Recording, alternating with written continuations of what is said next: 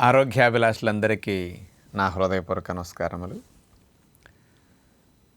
పుట్టిన బిడ్డకి తల్లిపాలు అమృతంతో సమానం. ఏ చంటి బిడ్డలైతే తల్లిపాలు బాగా తాగుతారో, రక్తాన్ని పంచుకు పుట్టిన బిడ్డకి తన నుంచి వచ్చే పాలు లైఫ్ టైంకి సరిపడా ఆరోగ్యాన్ని, రక్షణ వ్యవస్థని, కొవ్వు కణాలు సరిపడా మోతాదులో తయారవటాన్ని అన్నీ నిర్దేశిస్తాయన్నమాట.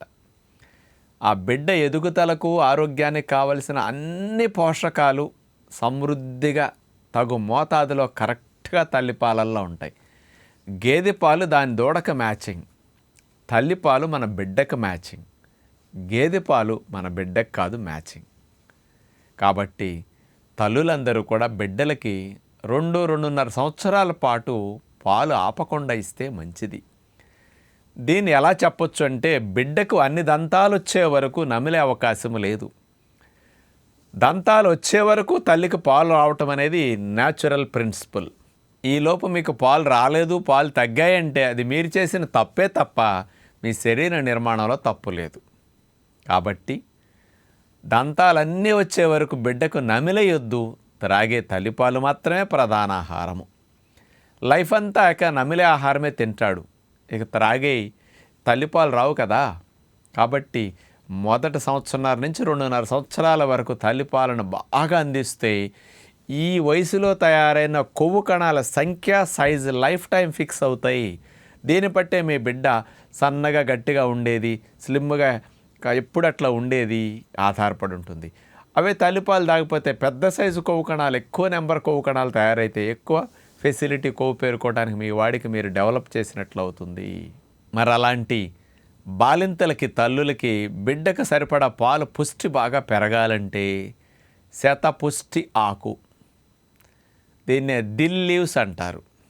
శతపుష్టి పాల పుష్టిని అద్భుతంగా పెంచుతుంది అన్నమాట. ఈ శతపుష్టి ఇది ఒక గడ్డి జాతి మొక్క. ఈ ఆకులు గనక మనం తీసుకుని మరిగించి కషాయం తీసుకుని ఆ కషాయాన్ని గనక రోజు అంత త్రాగగలిగితే పాల వృద్ధి బాగా పెరుగుతున్నది అని సైంటిఫిక్గా నిరూపించారు. 2017 సంవత్సరంలో సీరజ్ యూనివర్సిటీ ద్వారా ఇరాన్ దేశస్థులు ఈ పరిశోధన చేశారు. వారు ఎలుకల పైన పరిశోధన చేసి నిరూపించారనమాట. అలాగే ఆడవారిలో కూడా ఇట్లా పెరుగుతున్నాయని వాళ్ళల్లో స్పష్టంగా సైంటిఫిక్గా తెలుసుకోవటం జరిగిందనమాట. అందుకని పాల పుష్టికి శతపుష్టి అద్భుతంగా ఉంది అనేది చెప్పటం జరిగింది. ఏ మెకానిజం అంటున్నారంటే వీళ్ళు, ఈ దిల్ లీవ్స్ శతపుష్టి ఆకులో ఉండే డీకారోన్ అనే కెమికల్ వల్ల ప్రొజెస్ట్రోన్ హార్మోన్ స్త్రీలలో బాగా ఇంక్రీజ్ అవుతుందట. ఈ ప్రొజెస్ట్రోన్ ఇంక్రీజ్ అవ్వటం వల్ల ఈ రొమ్ములో ఉండే మెమరీ గ్లాండ్స్ ఏవైతే ఉన్నాయో అందులోపల ఈ అల్వియోలర్ బడ్స్ ఏవైతే ఉంటాయో వాటి సైజు, సంఖ్య 2 ఇంక్రీజ్ అవుతున్నాయి. ఈ అల్వియోలర్ బడ్స్ సైజు, సంఖ్య ఇంక్రీజ్ అవ్వటం వల్ల పాల ఉత్పత్తి బాగా పెరుగుతున్నది అని సైంటిఫిక్గా ఈ మెకానిజం అంతా ఎక్స్ప్లెయిన్ చేశారనమాట వాళ్ళు. అంచేత శతపుష్టి ఆకు కషాయము పాల పుష్టికి సైంటిఫిక్గా పనికొస్తుందని ఇట్లా నిరూపించబడింది 2017 సంవత్సరంలో. ఇక దీనితో పాటు మరి దీన్ని గనక బాలింతలు రోజుకు 1-2 సార్లు వాడితే బాగుంటుందనేది అర్థమవుతుంది. నేను ఒక 30 ఏళ్ల క్రితం ఈ విధానం ప్రారంభించినప్పుడు మా ఊర్లో ఒకసారి గిన్నెలు కడగటానికి, పని చేసుకోవటానికి వచ్చే మనుషులు కనపడుతుంటారు. రోజు 10 ఇళ్లల్లో వెళ్ళి గిన్నెలు కడిగేస్తూ వెళ్ళిపోతుంటారు. పొలాల దగ్గర గట్ల మీద ఉండే వారనమాట, ఎలికిల వారు అంటుంటారు. అలాంటి వారు వచ్చారు. ఎప్పుడు కనపడుతుంటారు కదా. వాళ్ళు పిల్లల్ని సంకనేసుకొచ్చేసి చక్కగా అంట్లు కడిగేటప్పుడు వాడిని దింపేస్తే శుభ్రంగా ఆడుకుంటాడు. వాడికి చూస్తే 2.5 ఏళ్ళు 3 ఏళ్ళు ఉంటాయి. వీడు ఇంకా వచ్చి పాలు తాగుతున్నాడు. అమ్మ మీరు పాలు బాగా పట్టడానికి ఏం వాడతారమ్మా అంటే ఇదిగో ఇట్లాంటి పేర్లు. ఇది ఒకటి చెప్పారు, ఇంకొకటి కూడా చెప్పారనమాట. అంటే వీటిని మరిగించేసి ఆ నీళ్లు ఆ కుండలో ఉంచుకుని అట్లా కషాయం తాగుతూ ఉంటామండి. ఈ ఆకులు ఎక్కువ తింటామని ఇంకా 2-3 ఆకులు చెప్పారనమాట. అంటే 2.5-3 ఏళ్ళు వాళ్ళేం పౌష్టికాహారం తినరు పాపం. అయినా సరే ఏదో మన ఇంట్లో మిగిలిన కూరలు అట్లా పడేస్తే డబ్బులు కూడా తీసుకురండి అన్నం కూరలు ఇచ్చేస్తే అంట్లు గడిగి వెళ్ళిపోతుంటారనమాట ఆ రోజుల్లో. మరి అలాంటి వారికి ఈ ఈ కషాయాలు, ఈ ఆకులు అనేవి పాల ఉత్పత్తికి అంత బాగా 2.5-3 ఏళ్ళు మాకు పాలు వస్తాయి అనేవారు నేను చాలామందిని గమనిస్తే. మరి అలాంటి దానికి ఇది బాగా ఉపయోగపడుతుంది. ప్రయత్నించి చూడండి. ఈ దిల్ లీవ్స్లో టానిన్స్, సాపోనిన్స్, ఈ యాంటీ ఆక్సిడెంట్స్ బాగా ఎక్కువ ఉన్నాయి. దీనివల్ల యాంటీ అల్సర్గా బాగా పనికొస్తుందని కూడా చెప్పడం సైంటిఫిక్గా జరిగిందనమాట.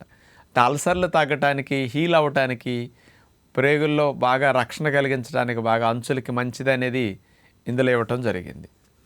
ఈ శతపుష్టి ఆకులో ఉండే ఇంకా కొన్ని ఔషధ గుణాలు ఇంతకుముందు చెప్పిన పొట్టలో ప్రేగుల్లో అల్సర్లు తగ్గించడానికి ఉపయోగపడుతుందనే దాంతోపాటు ఇంకా 2 లాభాలు ఉన్నాయని 2010 సంవత్సరంలో బనస్థలి యూనివర్సిటీ రాజస్థాన్లో స్పెషల్గా ఈ లాభాలు ఉన్నాయని వీళ్ళు నిరూపించారు.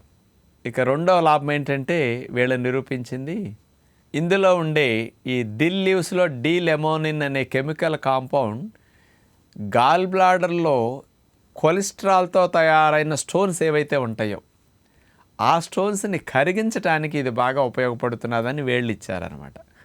అందుకని దిల్ లీవ్స్ కషాయం కూడా గాల్ స్టోన్స్, కొలెస్ట్రాల్ స్టోన్స్ తగ్గడానికి కొంత అవకాశం ఉంది. ఈ దిల్ లీవ్స్లో ఉండే మైరిస్టిసిన్ అనే ఈ కెమికల్ కాంపౌండ్ మన లోపలుండే పురుగులను చంపటానికి బాగా ఉపయోగపడుతున్నదని ఇచ్చారనమాట. అంటే కొంతమందికి వామ్స్ రకరకాలుగా ఉంటుంటాయి కదా, అలాంటి పురుగులు వామ్స్ని చంపేయటానికి ఈ శతపుష్టి ఆకు కషాయం అద్భుతంగా పనికొస్తున్నదని ఈ 3 రకాల సైంటిఫిక్ బెనిఫిట్స్ వీళ్ళిచ్చారు. పాల పుష్టి గురించి ఇరాన్ వారు అట్లా అందించిన సమాచారం అనమాట.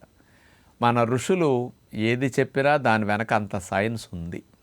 కాబట్టి ప్రకృతి అనేక ఆహారాలను ఇచ్చింది, అనేక ఔషధాలను ఇచ్చింది.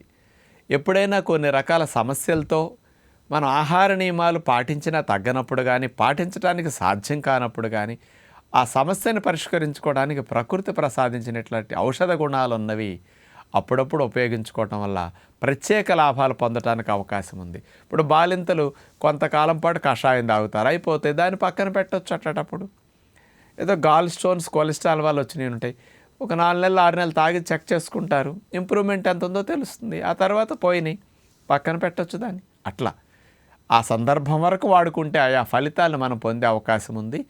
ఇలాంటి శతపుష్టిలో ముఖ్యంగా పాల పుష్టిని పెంచడానికి బాలింతలు బాగా వాడుకుంటారని విజ్ఞప్తి చేస్తూ నమస్కారం.